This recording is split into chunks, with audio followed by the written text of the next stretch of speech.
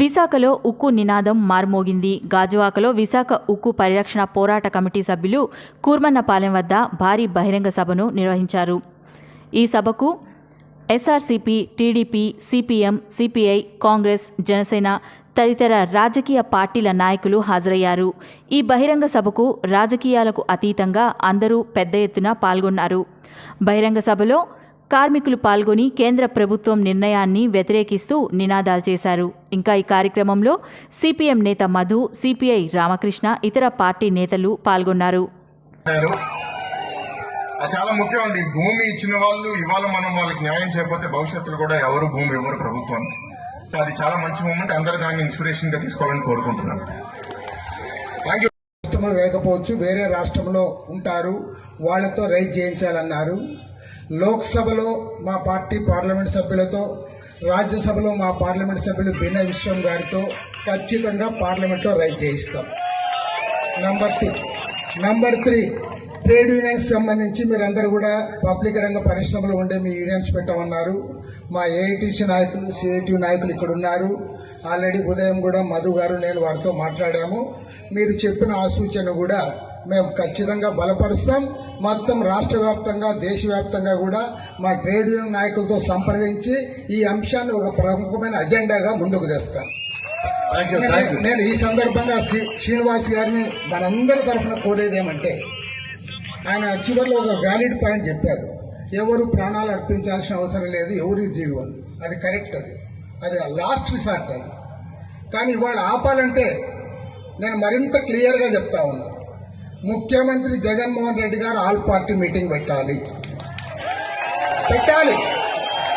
Number 2, all party delegation ని prime minister Narendra Modi గారి దగ్గరికి తీసుకెళ్లాలి.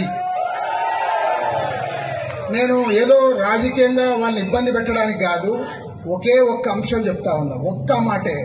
మొన్న రైతుల దగ్గరికి సింగు బార్డర్కి, షాజహాన్పూర్ బార్డర్కి పెద్దలు వడ్డే శోభనేశ్వర గారితో పాటు మేము పోయాం. మేము పోయేటప్పటికి నిజంగా మీరు చెప్తే నమ్మరు, మేము పోయే నాటికి 156 మంది రైతులు చనిపోయారు. 156 చనిపోయిన రైతు కుటుంబం ఆ శవాన్ని వెనుక పంపుతా ఉన్నారు తప్ప ఒక్క రైతు పోవడం వల్ల, ఒక్క ట్రాక్టర్ వెనుక్కు పోవడం వల్ల.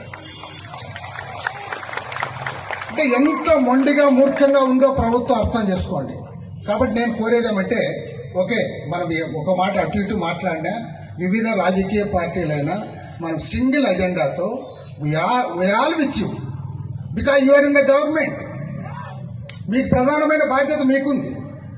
నేను మంత్రి గారిని కోరుతా ఉన్నా, ముఖ్యమంత్రి గారితో మాట్లాడండి. మీరు ఎప్పుడు పిలిస్తే అప్పుడు వస్తాము. ఢిల్లీకి పోదాం, ప్రైమ్ మినిస్టర్ దగ్గరికి. మీరు చెప్పినవని మేము చేస్తాం. చేస్తే తప్పనిసరిగా మనం ఎలా ఎదుర్కోవాలి, ఎలా చేయాలనేది కార్మిక సంఘ నాయకులు కూడా, మరి నరసింహ గారు ఉద్యమాన్ని లాస్ట్ లో చెప్పాల్సిన, అంత మీ ప్రాణాలు అర్పించారు. తర్వాత మన ప్రాణాలు అర్పించిన అవసరం లేదు. దయచేసి ఇక్కడ మీలో చాలా మంది చదువుకునే వాళ్ళు ఉన్నారు. ఇప్పుడు అందరూ సెల్ ఫోన్లు ఎత్తారు, సెల్ ఫోన్లు పైకి లేపారు. మీరు సోషల్ మీడియా ద్వారా కూడా దేశంలో, విదేశంలో ఉన్నటువంటి తెలుగు వాళ్ళందరికీ కూడా మన యొక్క ఆకాంక్షని తెలియచెప్పాల్సిందిగా మీ అందరినీ కూడా కోరుతున్నాను నేను. ఎందుకంటే సోషల్ మీడియా అనేది కూడా చాలా పవర్ఫుల్ వెపన్. కాబట్టి మన యొక్క ప్రజల ఆకాంక్షల్ని మోడీ గారు కూడా చాలా సోషల్ మీడియాని బాగా ఫాలో అవుతారు. ఆయన అనుకుంటే ఇండియాలోనే హైయెస్ట్ సోషల్ మీడియా ఫాలోయింగ్ అని కొన్నట్టు మోడీ గారికి. సోషల్ మీడియా ద్వారా కూడా, సోషల్ మీడియా కావచ్చు, ప్రింటింగ్ మీడియా కావచ్చు, ఎలక్ట్రానిక్ మీడియా కావచ్చు, అందరూ మీ అందరూ కూడా మీడియా పిలవపోయినా సరే మేము అక్కడ గాంధీ విగ్రహానికి వచ్చి ఆ రోజు మీ ఉద్యమానికి తోడుంటాం, ప్రతి క్షణం మీతో ఉంటాం. అదేవిధంగా అవసరమైతే రాజీనామా చేస్తామని కూడా తెలియజేసింది. మొట్టమొదటిగా నేనే తెలియజేస్తున్నా, ఇప్పుడైనా రాజీనామా చేయడానికి నేను సిద్ధం, కానీ పోరాటం చేసి పోరాటంలో ఓడిపోయిన తర్వాత రాజీనామా చేస్తానని తెలియజేస్తున్నా. నేను ఒక పెద్దలు అడిగారు ఇందాక, దాని గురించి నేను తర్వాత మాట్లాడతా.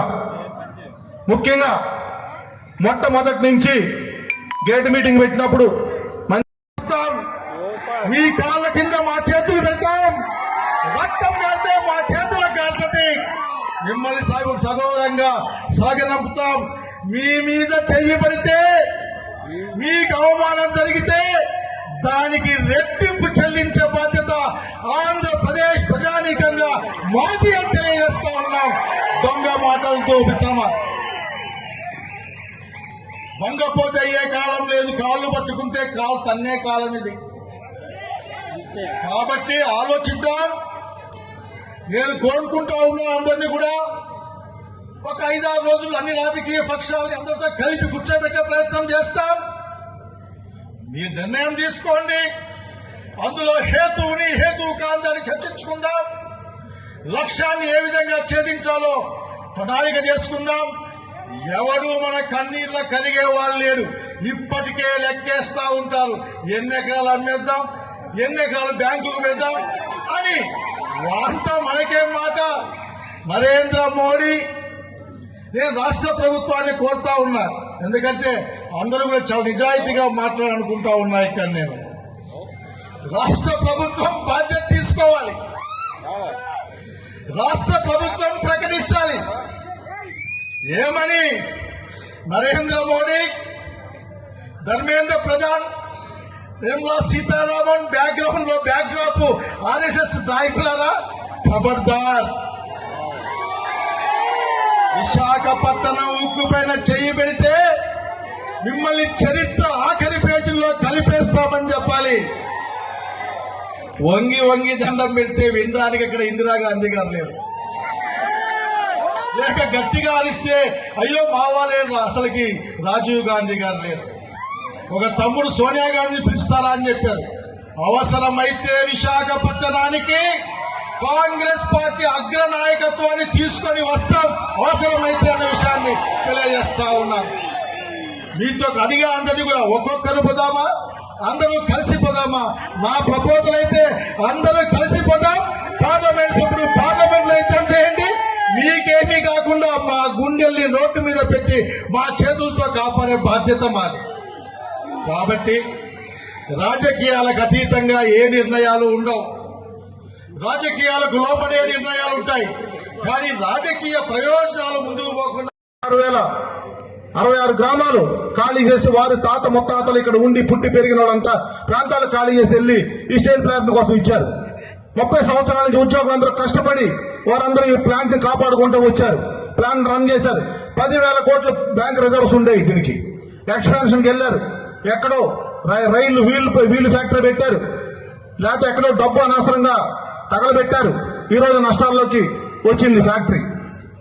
కానీ ఇవాళ ఒకటే అడుగుతా ఉన్నాం, ఎన్ని ప్రైవేట్ కంపెనీలు ఇవాళ మూతపడిపోవట్లేదు? ఎన్ని ప్రైవేట్ కంపెనీలు ఇవాళ బ్యాంకులకి రుణాలు ఎగ్గొట్టట్లేదు? వాళ్ళకి వన్ టైం సెటిల్మెంట్ గా ఎంతమందికి రుణం విముక్తి కలిగించి ఇవాళ ఫ్యాక్టరీని నడిపిస్తున్నారు? ఎందుకు మన స్టీల్ ప్లాంట్ రుణాలు వడ్డీని తగ్గించరు? ఎందుకు ఈ లాంగ్ టర్మ్ రుణంగా మార్చరు? ఎందుకు మన నష్టాన్ని ఈక్విటీగా మార్చాలని అడుగుతున్నా. మనం ఇక్కడ పార్టీని విమర్శించుకోవడం రాలేదు, ఇక్కడ ఓటాడడానికి రాలేదు. నేను ఒకటి చెప్తున్నా, మన విశాఖపట్నాన్ని ఉక్కుని కాపాడుకోవడానికి మనందరం ఇక్కడికి వచ్చాం. అక్కడ ఎవరినో తిట్టడం, ఆయన తిట్టడం, ఈయన తిట్టడం మనకి సమస్యకి పరిష్కారం కాదు. మీరు అందరూ గమనించండి. అందరూ కూడా వీళ్ళు ఎవరి కాలు హీరోలు అవుదామని ఇక్కడ మాట్లాడటం కాదు. మన స్టీల్ ప్లాంట్ కాపాడుకోవాలి. మనందరం ఒకటే లక్ష్యం, ఒకటే ధ్యేయం. మన స్టీల్ ప్లాంట్ కాపాడాలి, దాని కూడా పోరాటం చేయాలి. ఇవాళ చెప్పారు శైలజనాథ్ గారు, ఆయన అంటే నా గౌరవం. కానీ ఆయన ఒకటే అన్నారు, ఏంటి పాదయాత్ర చేస్తే మీకు వచ్చేస్తుందా స్టీల్ ప్లాంట్ అని. తప్పు శైలజనాథ్ గారు. మేము మా వంతు ప్రయత్నం మేము చేస్తున్నాం, నడుస్తాం, పోరాటం చేస్తాం, రోడ్ల మీద పడుకుంటాం, సాధిస్తాం, ఢిల్లీకి వినిపిస్తాం. ఎందుకు మమ్మల్ని అడుగుకుంటారు? మీరేం చేశారో చెప్పండి. ఈ 20 రోజులుగా పార్లమెంట్ లోనే మాట్లాడాను, పార్లమెంట్ లో ఉత్తరాలు ఇచ్చాం. మీ కాంగ్రెస్ పార్టీ 100 మంది ఎంపీలు ఉన్నారు, ఏ ఒక్కరైనా దీనికోసం మాట్లాడాలని అడుగుతాను నేను. ఎందుకు మాట్లాడలేదు? పంజాబ్ హర్యానా రైతుల కోసం మాట్లాడతారు. వారం రోజులు సభ జరగనే లేదు అసలు. దీనికోసం ఒక్కళ్ళైనా ప్రశ్నలు అడుగుంటే నాకు చెప్పండి. ఒక ఉత్తరమైన ఇచ్చారని అడగండి. మీ ఎవరో రాహుల్ గాంధీ ఓటేస్తే స్టీల్ ప్లాంట్ కాపాడతారంట.